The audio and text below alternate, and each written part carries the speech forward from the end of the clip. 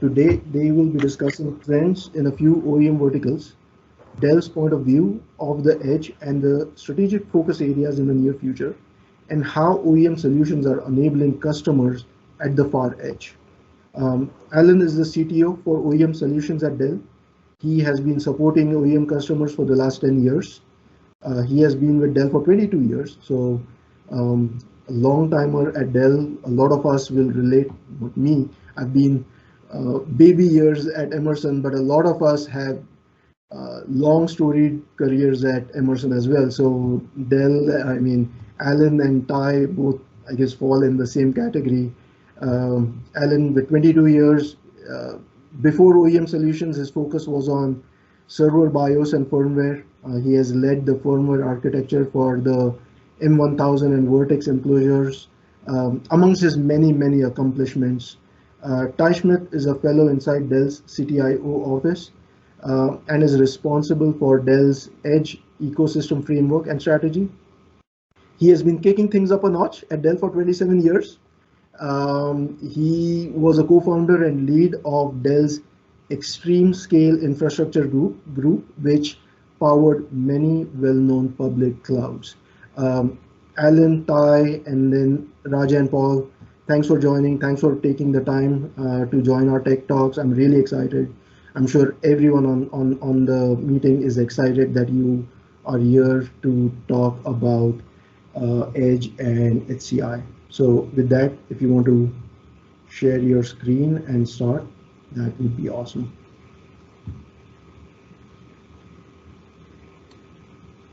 We unmute here.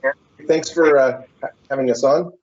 And I realized at the beginning of this that I don't have an email slide with our email addresses, but the typical Dell naming convention is first name dot last name, and you can write that down right there at Dell.com. If you have any questions or want to follow up on what we're talking about, Tai and I both really view this as a privilege to come out and talk to our customers in the field. And so if you have, I don't have enough time to peel all the layers of the onion. So if you have follow-up stuff, please email us, and we'd love to set up follow-up meetings and continue talking about things or clarifying points we made, because obviously we're going to be a little rushed trying to get through content for this meeting.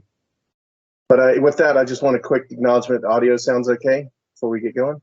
Everything sounds right? All right. So I'm going to start off by apologizing. I'm using a pretty old slide here. I've used this slide for a couple of years now, but what happens is the same things keep happening over and over. So I'm going to blow the dust off of that, and we're going to talk about a little bit more here. 5 years ago, or maybe even 10 to 5 years ago, this was happening in the core data center. About 5 years ago to 3 years ago, this was happening in the appliances, and now this is happening in the edge. People are moving from this more traditional single OS running on one application, one whole hardware stack. They adopted virtualization for a while so we can do some compartmentalization, and that hasn't really gone away. You still see workloads that are pulling that.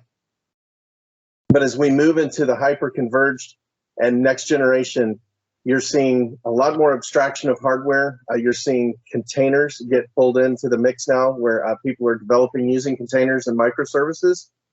And a lot of times, those containers and microservices are running alongside an accelerator or another piece of high-performance storage. They need to stay near what they're working on or working with. But you are seeing that moving its way from the data center through appliances all the way out into the edge. And so what I'm going to do is explain how some of our roadmap changes have happened or our portfolio changes are happening to acknowledge that trend that's coming from our customers. So if you take a step back and look at our entire edge-focused portfolio, we have a lot of rugged products that are set up for use out in the field collecting data. We have also the gateways, but I will acknowledge that the gateways right now are in a kind of a transition period. We launched gateways out of our client solutions group, the same group that makes laptops and PCs, because they sort of felt a little bit like a PC. We realized that's not the right house for them, and we are moving these guys into more of the infrastructure. They're moving into the ISG group that's going to work on house where gateways are, because we're shifting our focus that gateways are really part of the highway of information coming from sensors through gateways, moving up through the edge and into the core data center. We have several new products that we've launched, the XR11 and 12 being the two newest that are focused on telco edge, but they also apply really well into industrial automation. Most of these products here are focused on rugged and enhanced thermals, and I'll pick that apart. But even the ones that aren't, we can still fit those into our Dell mobile, our micro data centers. And I don't want to steal Ty's thunder. We're going to talk about that in a little bit in the future here. And then, of course, you can't forget that we're still focused heavily on the core data center and private cloud applications. And so we have all of our products are still there. But I want to highlight that, for example, in the edge, we've made a version of Isilon, and we call it internally call it Baby Isilon. That is a right-sized version of Isilon that fits out at the edge and can be worked into an edge solution. And then you can have that link back up to the Isilon that's back in your core cloud and have the same namespace and do a lot of cool stuff there. You get the full Isilon experience out at the edge. But it's important to remember in OEM, we are all about the customization of products to make them fit right for our customers, especially you guys in kind of an industrial automation or an edge environment. So I brought a couple examples I want to talk about, and I think you're going to see kind of some themes here. First one being this remote command and control at the edge. This is a product we worked on with a partner where we have got VMware certified on a precision laptop. This is used in a military environment, but here out at the edge, they're using containers with the SXI to actually isolate workloads, so they understand, they know that certain memory regions can't be accessed by other ones, and they're able to kind of keep the necessary virtual air gap happening in that system. But this is being used as command and control, but it's also very applicable to being out in a field working on an oil refinery or whatever kind of as a pipeline. But the architecture is set up because these wanted to converge these multiple workloads onto one device, but yet still have the safety and security of having them independent. Another good example of ruggedization and moving out to the edge is a product we've worked on with our partner Klaus Telecom. They have a lot of cool products, but this is one that we worked on with them. These are two of those brand new XR11s that I talked about. But this is running vSAN out there with a witness node. And then, of course, you have some integrated networking, and there's some other radio stuff that can happen in this box as well if you need it to. What's interesting about this, though, is this is primarily a vSAN, so storage-focused workload. There's no real reason we can't go ahead and do a full VxRail on here if we need to for workloads. Internal to Dell, we have some thoughts around VxRail mostly running on 2-socket servers out at the edge, and so this is still running vSAN, but if you have a need for that, we can actually make that if we had to qualify that. We also have some other future products coming, but what I want to highlight is one of the big themes that we are looking at as we are building for the edge. And I want to draw your line to the years of life. We've slowed down a lot of the churn rate on some of these products because we understand that when you integrate that into an industrial solution, you need it to not spin so fast and follow the latest and greatest trends in the industry. You need some stability there and some long life. And so several of our products are designed to be very long life around, like, for example, the XE. And in all of the products, most of the products in here, we have what we call extended life variants of these. We've also been doing a lot of work in the thermal areas. And I think you'll see that some of these can go to some very hot temperatures outside, and some of them can support some even colder temperatures. In OEM, we're doing work for some customers to even enable servers to live out at the edge into a -20 C environment and be able to power up from that without any damage and function and have the full enterprise quality that you expect from Dell Technologies. So again, it's a whirlwind review of our products, but I don't want to sit here and talk about products. I want to kind of talk about the trends there. But now I want to turn over to Tai, and Tai's going to walk you through kind of what Dell is thinking at the core and our big strategies. in there. And we might be talking about some other things coming here soon. And I still got some more customizations to show you. Tai? Yeah, thanks, Alan. Can you hear me okay? Yep. Okay.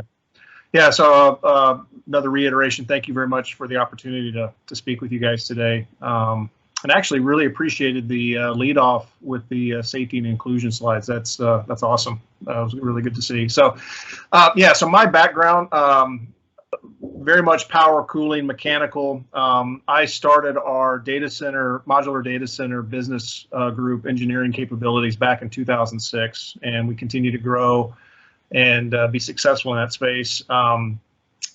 Really long story, very short, is that journey really, I believe, prepared us for Edge, in that being able to understand the complete ecosystem and set of constraints for Edge is critical for solving customer problems. It's not just about the IT or the components, security. It really does involve having to solve for constraints across everything from the component to the utility poles. And so I'll get into that in a little bit more detail, but I wanted to share this slide. This is actually a slide I created almost, I think, 3.5 years ago, and it has been widely used within Dell. It's been referenced. It's been used. The attempt here, although very abstract looking, and I don't think for this audience and in this time, defining Edge or getting into definitions of Edge, I think we've been there, done that.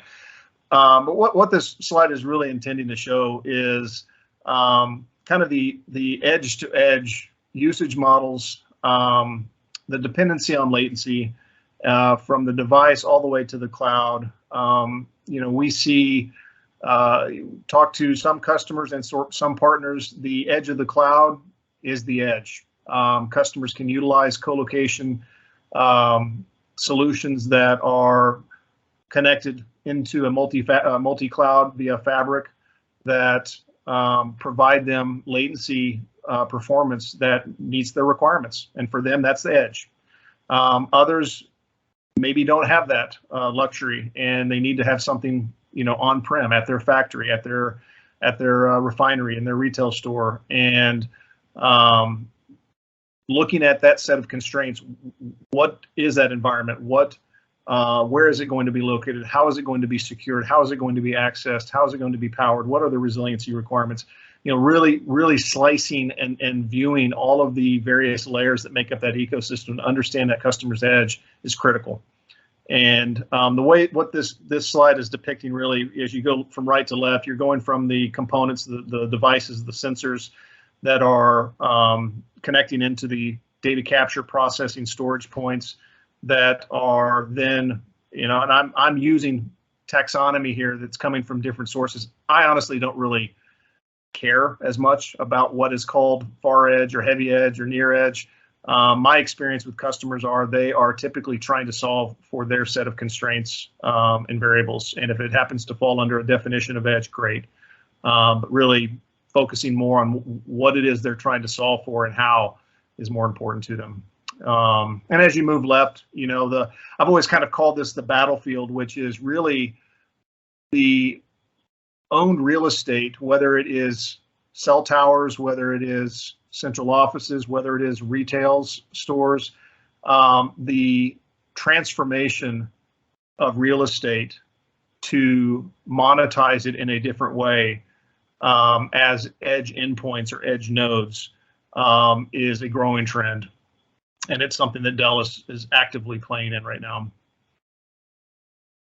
And you can see some various usage models below that, but just kind of a kickoff slide. This is a very high level, bit of an abstract view of how we kind of view a very high level edge to edge ecosystem model.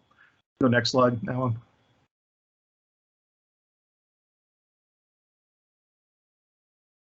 Oh, go back up. So a bit of a transition. When I think about edge and looking at customers and looking at their ecosystems, it leads to a lot of, I would call, unique ways or various ways to solve problems. And inherently, historically, and Dell being a huge IT OEM, our connection points into customers, potentially either via OEM and or IT sales, we were connected into one part of that customer. We weren't necessarily talking to facilities or operations or real estate or their data scientists.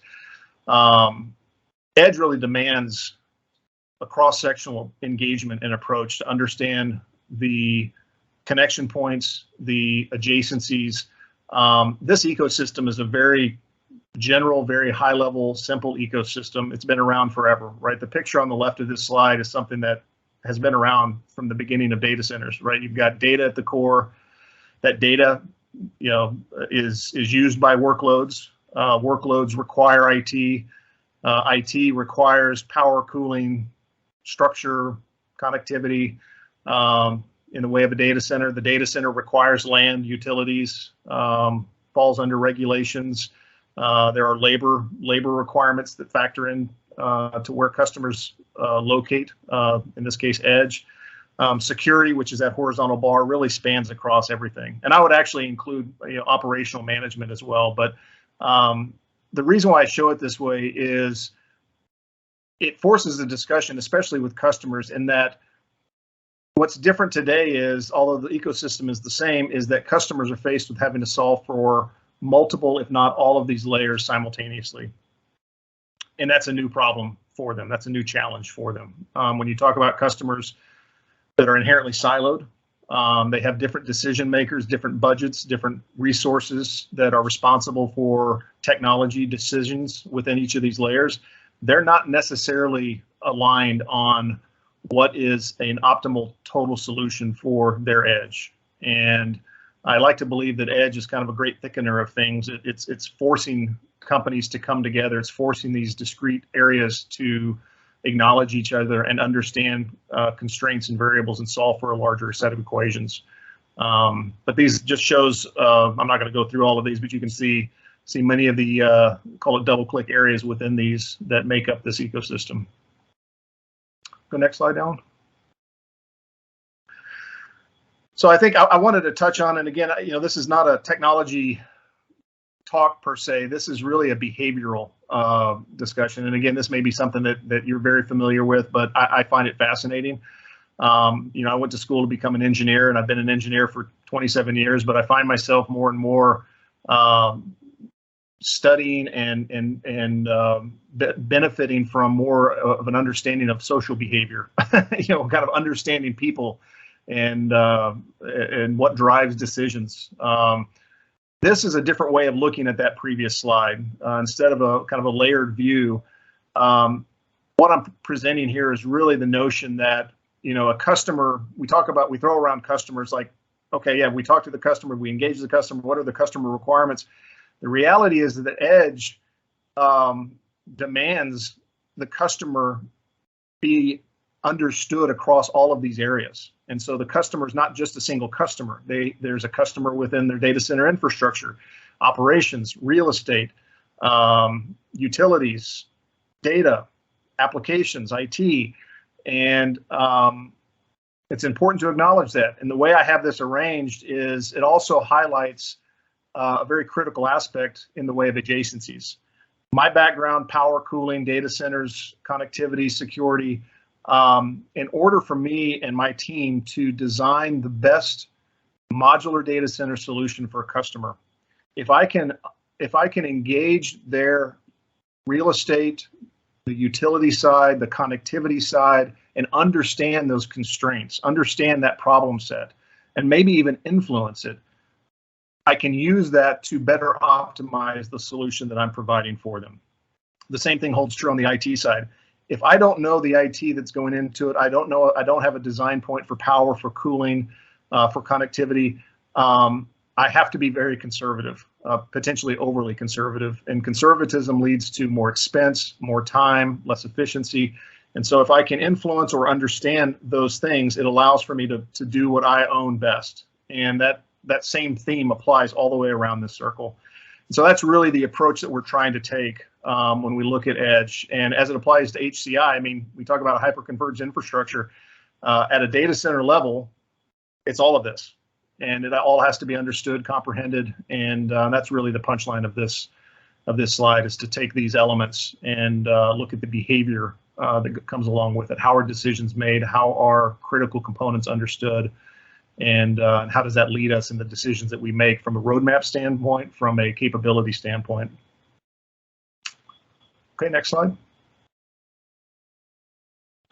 I've got a couple slides in here. You know, of course, you know, Alan's known this for a long time. You know, my background being power and cooling and starting our data center group, our modular data center group, the first 4 or 5 years, it was all about providing almost disposable, large modular data center solutions for the world's largest customers. And we learned a tremendous amount from that.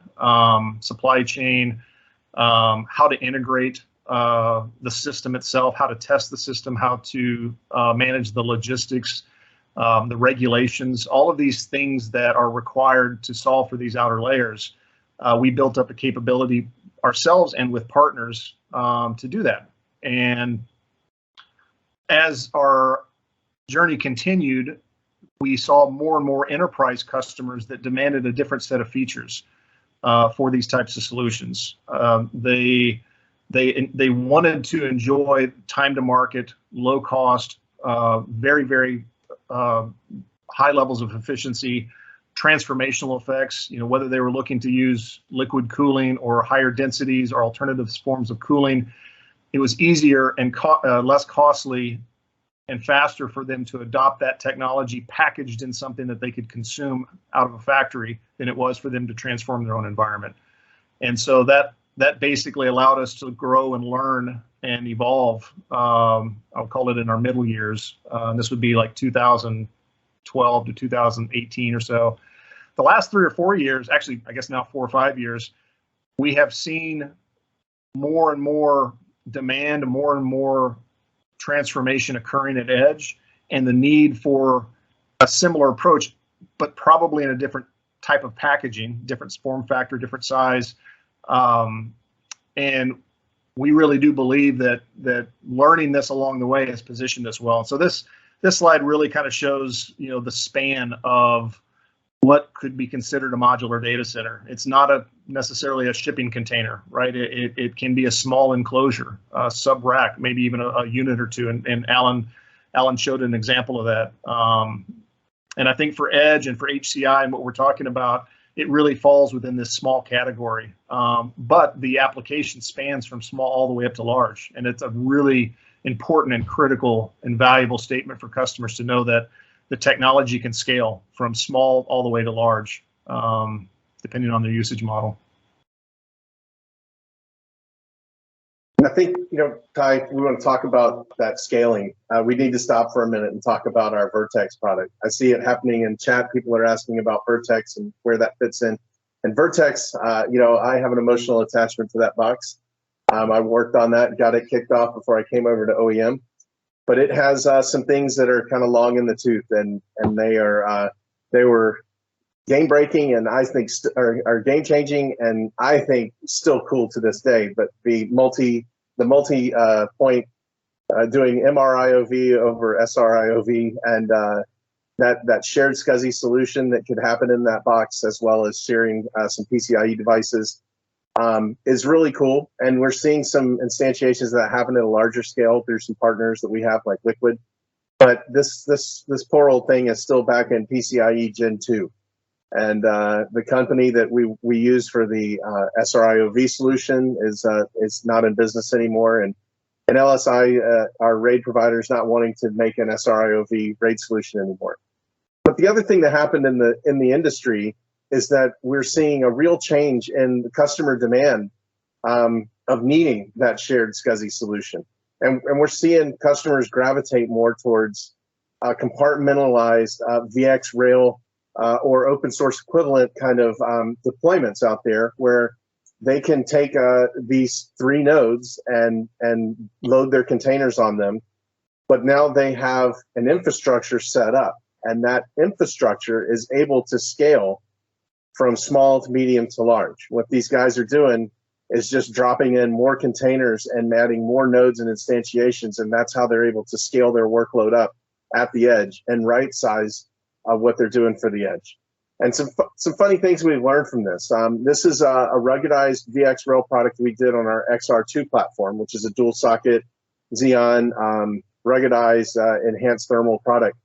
We had that, and we certified VxRail on it, and we set it aside and we put it on the shelf, and nobody was really purchasing it. But the minute we worked with a partner and got this enclosure to drop it in with the switch and a UPS, now all of a sudden people are grabbing it as a growth chunk.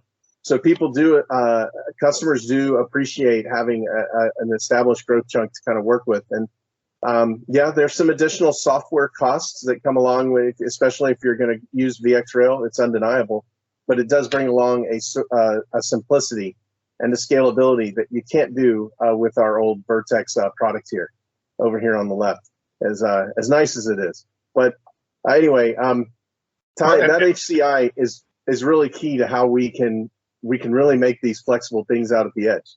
You want to talk about that? Well, Alan, actually, you made me think of something that I think is important, and it gets back to this aspect of looking more broadly across all of the different functions and technology areas that have to be solved for, and why all of a sudden does something become more exciting, more valuable when certain components are added to it. What I have found is unless you are, we talk about TCO and time to value and engaging customers, on how to model that, what their vision is for that, who plays into it. The reality is and I've seen this firsthand, where we think we've solved the set of variables that were presented to us, and it turned out that it was over-featured or potentially more expensive with that specific, I'll just use IT, that IT group. It wasn't until we broadened the conversation about value to bring in, this now allows you to not have to, build a mechanical plant or deploy UPS, discrete UPS solutions. And now with all of this being integrated and solution for at one time, you're solving a much more broader array of variables that have to be factored into TCO. And so it's something that, again, we're getting better at. We're learning. Our customers are learning. Our partners are learning. And I think this is an example of where that applies as well. Yeah, the next slide, going to that. I mean, again, this is a view. I find this is actually helpful as much internally as it is with customers. When we think about flexibility, HCI, what HCI affords, what I have to try to explain to customers and to partners and to internal groups as well is, listen, at the end of the day, there are a lot of variables involved when you're trying to solve for edge. Inherently, there needs to be a level of flexibility that allows for the use of more standardized common gear. And so our approach is not to drive necessarily custom IT or custom power or custom environmentals, controls and monitoring, custom fire suppression, these snowflakes, although they might be more suited for a given customer set of requirements, it just doesn't make any sense if it's not at scale. And so what we find is the one thing that allows for adoption of more standards-based HCI type solutions across all of these fronts is allowing flexibility in the module, the enclosure itself, right? Form factors, rack count, rack size, connection points, speeds and feeds, that piece is the kind of rubber band around all of these standardized building blocks that allow for kind of that balance, that really effective balance of cost and I'll use the term customization, but it's really more customization at the largest scale. If that makes sense. Go next slide, Alan. I think there's only a couple more left. Yeah, just kind of bringing it back around and hitting on one last point, which is when I bring that previous view back and look at, we use the term MDCs. I'm actually trying to gravitate away from modular data centers or MDC, because so much of what we're talking about for edge are smaller enclosure form factors. They're not really data centers as much as they are an integrated system that provides a total package solution for a customer. When you throw in the term data center, modular data center, people inherently think of 40-foot shipping containers, and we're trying to move away from that a little bit when we're talking about edge. But again, this is where these types of services, these types of functionalities are located on this ecosystem circle, and it really does drive a behavior. It forces customers to look at their adjacencies. It allows us to really engage in areas with a customer beyond what we've historically done. We find ourselves oftentimes connecting dots that customers struggle with or haven't done before, because we're very focused on trying to understand constraints tied to these areas in order to provide the best possible solution. And that's what we're motivated by. Whereas we find many times customers aren't necessarily motivated by that within their respective groups. So I think the last slide just kind of connects those dots together.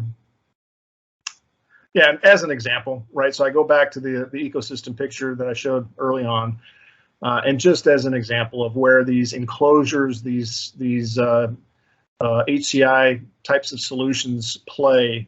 When I look at a customer organization, and this is based on our experience, we find ourselves engaging three primary areas: the IT decision makers, the architects, the program managers, procurement, supply chain, the operations side of IT, the data center side. I'll use the term data center. It's basically the facility side. It's like, okay, if these are going to be located at a refinery, or they're going to be at a retail store, they're going to be located on top of a building, whatever that is, right? Who is responsible from a facility engineer standpoint? Are they using partners? Who's managing?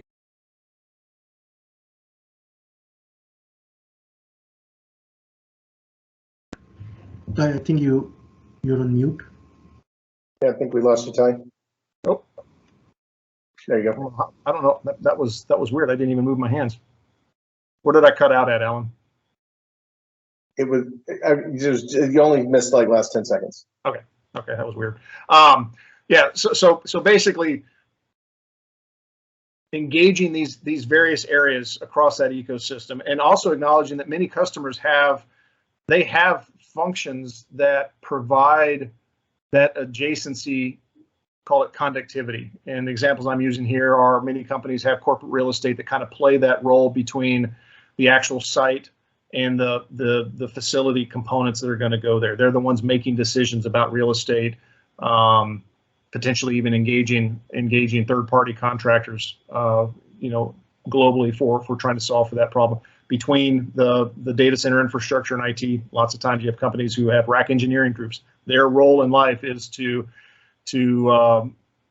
understand the requirements from both worlds. And so we have to acknowledge that, we have to understand that, we find ourselves engaging that and connecting those dots with customers. But what we're finding is that we are able to really solve for the broader set of constraints. And in many times, what one of these groups thought was the ideal solution turned out that it wasn't, because they were focused on what was hard for them or what they were trying to solve for, and they weren't looking at the bigger picture. And I think that's going to be, it is, and it will continue to be a recurring theme for solving for a customer edge. I think that's the last slide I've got, Alan. That is the last slide. So we have several products that are coming down the pipe, and if we come back to this slide here talking about our overall product lines, we are doing a lot of investment, and we have a lot of new edge focused products that are going to be coming. So we're looking at some multi-node concepts that are going to be based around Xeon D that are going to be out there. We have some slim tower products coming as well that we would really like to have feedback, but we don't want to just broadcast that to everyone in the meeting. So as if you are in one of those workloads that could benefit from some of these future concepts, could you please reach out to Marissa or Raja and ask about a follow-up meeting so we could talk a little bit more about that.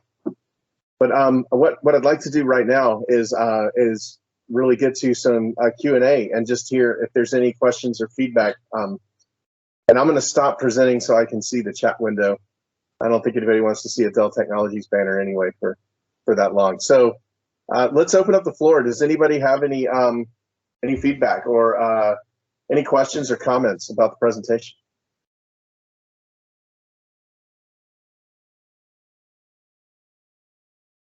We are not a shy group.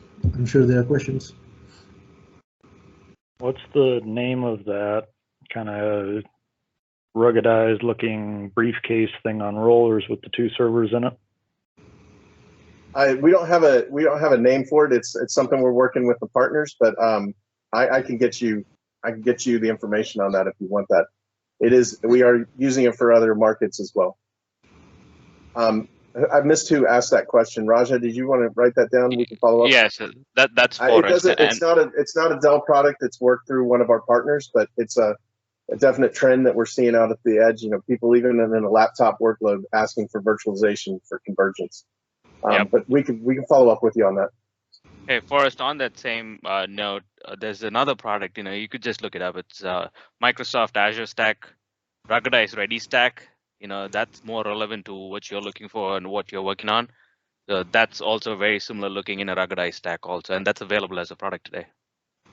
I'll send you the links to it. Thank you.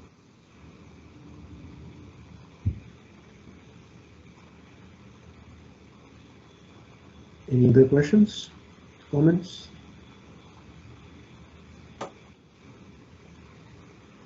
They're letting us off easy, Tai. I think we should. They've seen enough to know they've seen too much. It's too close to 5 o'clock, I think. Last chance. If not, we can close today's Tech Talks. I see. Claudio, it's good to see you. Yeah. Well, I want to just say thank you to Alan, Tai, and Roger for coming here today and sharing all the information. I wasn't able to stay on the whole meeting here, but I saw pieces of it. And I think it's interesting for us to see the changes. I think some people like Forrest, they know a lot. They've been engaged. Tara also has been very engaged, but I think it's good to see the change into the market, especially going from what the architecture used to be to a more hyper-converged one. So I appreciate you guys taking the time and sharing a lot of that with us. Thank you, Claudio. Appreciate it. Thank you.